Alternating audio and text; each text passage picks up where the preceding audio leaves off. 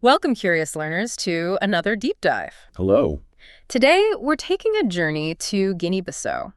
It's a small, but really historically rich nation on the west coast of Africa, That's right. home to roughly, 2.5 million people?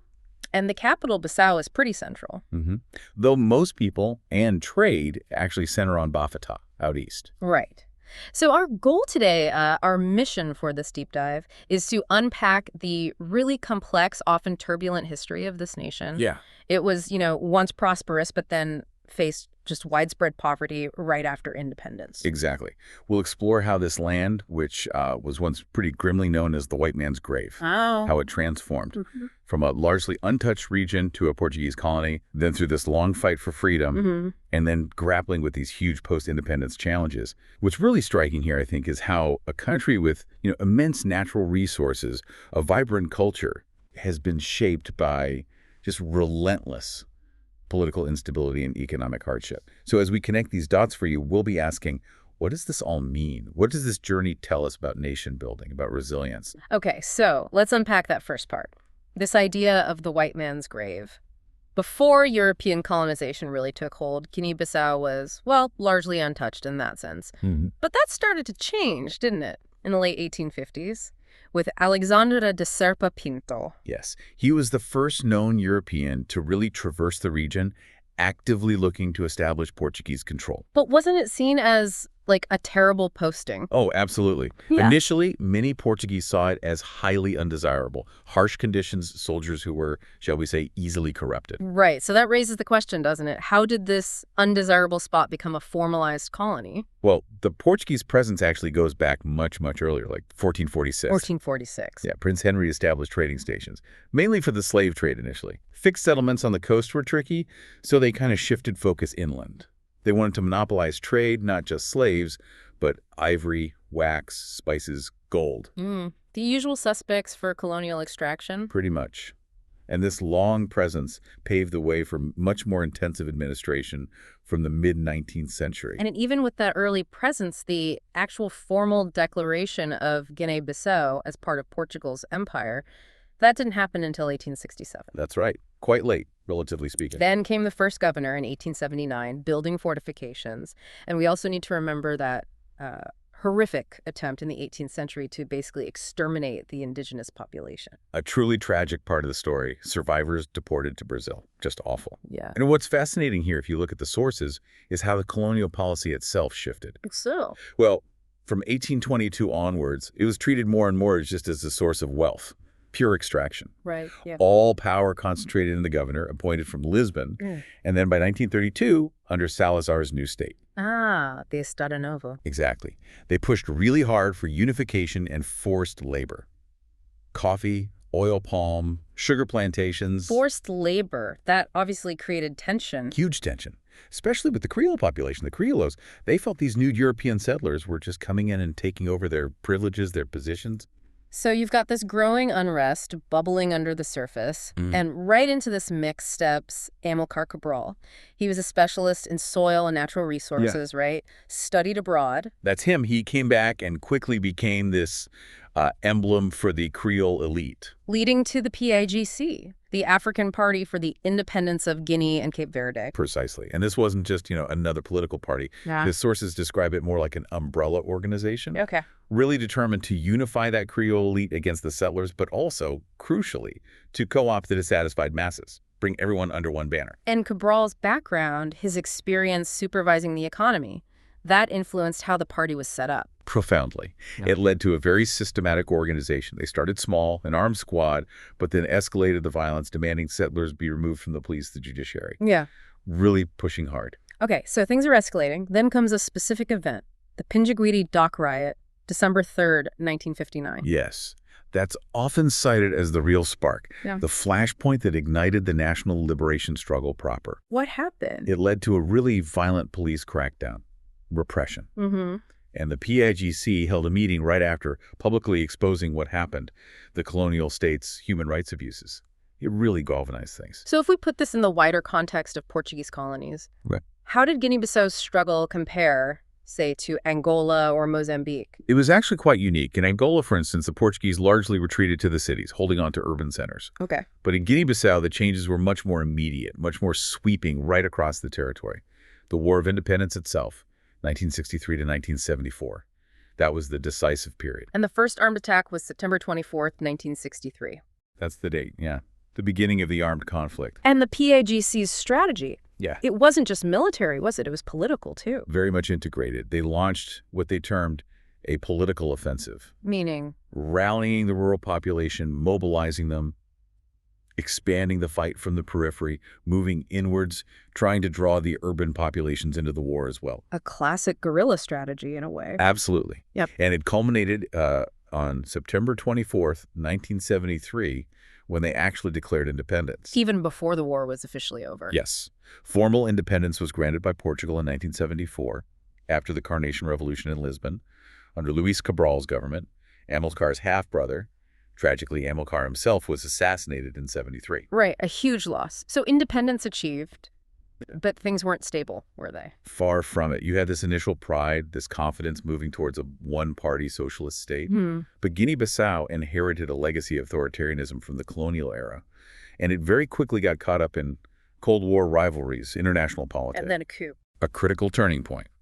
November 14th, 1980. A bloodless coup initially. Rom Bernardo Nino Vieira overthrew Luís Cabral. But it didn't stay bloodless. No.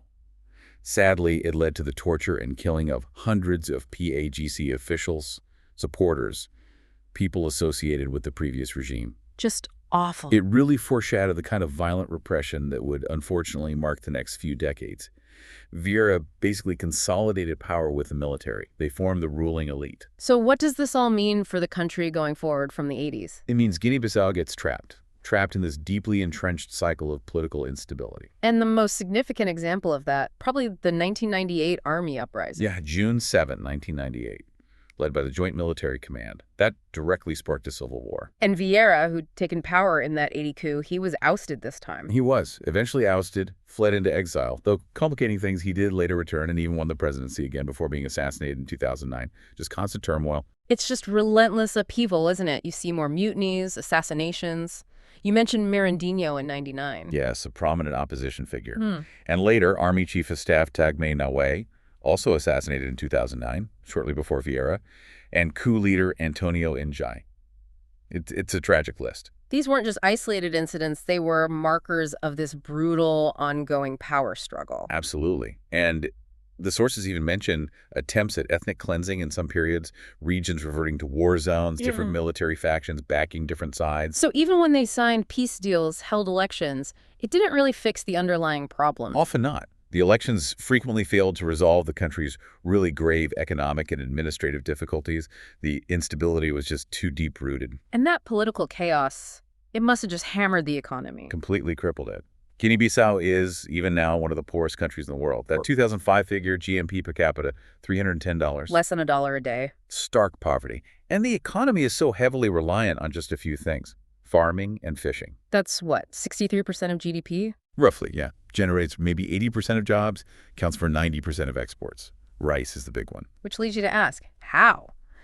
How could a country with, potential in forestry, cashews are huge there, right? Aquaculture potential.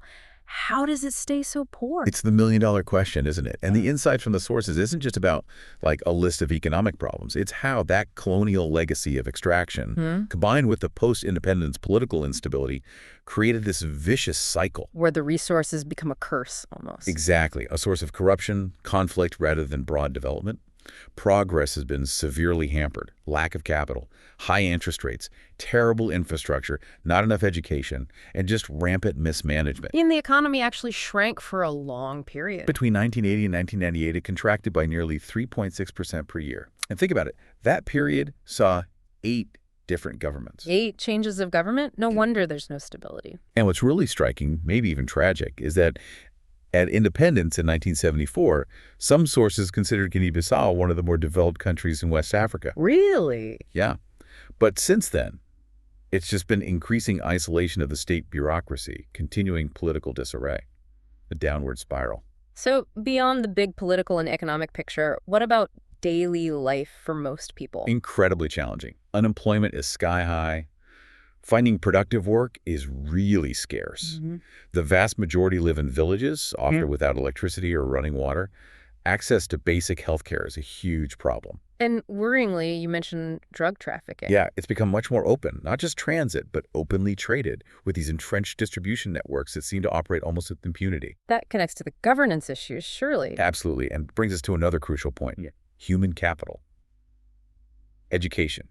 What's the situation there? It's in profound crisis. That 2005 figure again, 80% of people aged 15 and older were illiterate. 80%. That's staggering. And there was a study in 2004 across 16 sub-Saharan African countries, Guinea-Bissau sixth graders. Only 34% could read. Only 6% were adept at division. Dead last in the comparison. Wow. So you have to ask, right, how can a nation possibly build a sustainable future with such fundamental challenges in education, in its people's basic skills? It's a core problem. And it's not just education, is it? The healthcare system faces a similar crisis, like not enough trained people. A deep human resources for health crisis, yes. Compounded by that lack of governance we keep coming back to. It paints such a bleak picture. You see why it gets called a forgotten nation. Or that paradox, a land of endless hope and immense injustice. There's potential, but the structures just seem broken. And these domestic vulnerabilities, this weakness, it makes it a target, doesn't it, for those international criminal networks you mentioned? Clearly, it's reported as a sleeper hub, a key point on drug smuggling routes. Cocaine from South America. Yeah, large cargo planes reportedly bringing it in. And this massive black economy, it's fueled by corruption, local authorities being paid off or involved. And that shifts the whole focus, doesn't it, away from, say, predictable public spending. Towards what the sources call unintended gluttony. It warps the political elite, perpetuates these cycles of illicit money and instability. Okay, so we've got political turmoil, economic hardship, social crises. What about the environment? Guinea-Bissau has incredible biodiversity. It really does. Forests cover over 70% of the land. The waters off its coast, the East Atlantic, are one of the world's richest fishing grounds. Wow. It's incredibly biodiverse. Over 2,000 plant species, unique fish, viable populations of globally vulnerable species. It's designated a hotspot for conservation priorities. So a natural treasure. Absolutely. Really? But, tragically, it's also been called a nation of global conservation failure. Oh, no. Why? Since the 1950s, it's estimated to have lost maybe 1/5 of its land birds, large roadside mounts. Hold on. Yeah. And the sources point to negligence, both from the state and civil society. It's led to rapid environmental deterioration. Like what? Islands that were once fertile becoming desertified. Dudama Bay, silting up, impacting fisheries, and just rampant overfishing, depleting marine life. It's unchecked exploitation. It might be the worst long-term problem the country faces, because that's the foundation for everything else. And climate change on top of all that. It's just going to make everything worse, especially for the coast. Rising sea levels, more severe weather. Displacing people. Displacing thousands, potentially, and putting even more stress on already fragile ecosystems. It's a perfect storm of environmental challenges. Yet, despite all these immense, almost overwhelming challenges, there's this rich culture. Absolutely. That's the paradox again, isn't it? Portuguese is the official language, sure, but Criollo... That's the lingua franca. Exactly. It's considered the national language, widely used. It's this amazing blend of African languages, European, Arabic words, born out of the slave trade era, but now a unifying force. And a strong oral tradition. Poetry, song. Very strong. And what's fascinating now, according to the sources, is this ongoing re-examination of cultural heritage. In what way? Efforts to create new spaces for public events, for citizen-led history writing. People reclaiming their narratives. That's powerful. And the traditional practices, they're deeply tied to spirituality. Music, dance, myths, mask-making, all play vital roles. Think of the Bajagos people on the islands. Right. Their whole social, political, religious life once centered around these communal huts. That tradition got frayed by colonization, but it's still a potent part of their identity. And is there new art emerging? New voices? Yes. An exciting emergence of young artists across literature, theater, visual arts, cinema, music. Cinema's coming back after the Civil War. Making a brave comeback, yes. And the country's received international recognition for traditional folk music, documentaries on oral tradition. It really highlights the cultural wealth that's still there. So looking outwards now, how have its international relations evolved since independence? Well, it shifted quite a bit. Went from that initial single-party system closely tied to former socialist partners Right. Cold War era. to a much more complex engagement now with regional bodies, global bodies, Yeah. the UN, the African Union, ECOWAS. ECOWAS is the West African group, right? That's right, the Economic Community of West African States. They play a big role in the region. And interestingly, that UN Security Council travel ban on aides of the former president, Yeah. that was largely applauded inside Guinea-Bissau. People saw it as the international community reaffirming support for constitutional order against the coup. But still, major concerns remain internationally. That African narco state label, that's a heavy burden. It is. Its role in international drug smuggling is undeniable and deeply damaging to its reputation and stability. And the military's role, constantly intervening in politics, the coup. It creates what one force called an invisible parallel power, meaning the official government might be one thing, but there's this underlying military influence that can override it at any moment. It just completely erodes trust between the state and the people. Which brings us back to the fundamental question. What does the future hold? Can this cycle be broken? Stability has just been so elusive. There's this talk of potential crude oil discoveries in the South. Oil. Blessing or curse? Exactly the question. It offers new economic possibilities, sure, but it also raises huge fears of Dutch disease. Where the resource boom kills other sectors. Right, or cannibalization, where the new wealth just gets gobbled up by the elite, making inequality even worse. So it could easily become just another source of conflict if it's not handled transparently. Absolutely. Transparency and equity are key. But despite the deep-rooted corruption, the sources do highlight something interesting. What's that? A growing push, including from some national leaders, to encourage the youth, to see them as central to the nation's development. Trying to empower the next generation to break the cycle. That seems to be the hope. Whether it can overcome the entrenched problems, that remains to be seen. So as we wrap up this deep dive, it's just so clear that Guinea-Bissau's story is one of a profound paradox. It really is this land of incredible natural beauty, rich culture, resilient people. It constantly grappling with the long shadow of colonialism, this persistent political turmoil, economic hardship, and now these escalating social and environmental crises. Indeed. The sources paint such a vivid picture, don't they? A nation really stuck in this cycle of instability. Governance failures have just made the struggles worse, creating this huge disconnect between the state and society. Yeah. But through it all, that cultural spirit, it just endures. And the potential for growth, it's still there. Yeah. Especially with youth, those unexploited resources, if managed right. So what's the final thought for you, our listeners? What can we really take away from Guinea-Bissau's tumultuous journey? Well, what does its story tell us about the lasting impact of colonialism? About just how hard nation building really is? And about the enduring spirit of people striving for stability against just monumental odds. Exactly. It really makes you pause, doesn't it? Makes you reflect on the resilience needed for self-determination, especially in a world where histories are so interconnected and external influences are so powerful. It's definitely a question worth mulling over for yourself. How do these historical patterns continue to shape nations, like Guinea-Bissau, even today?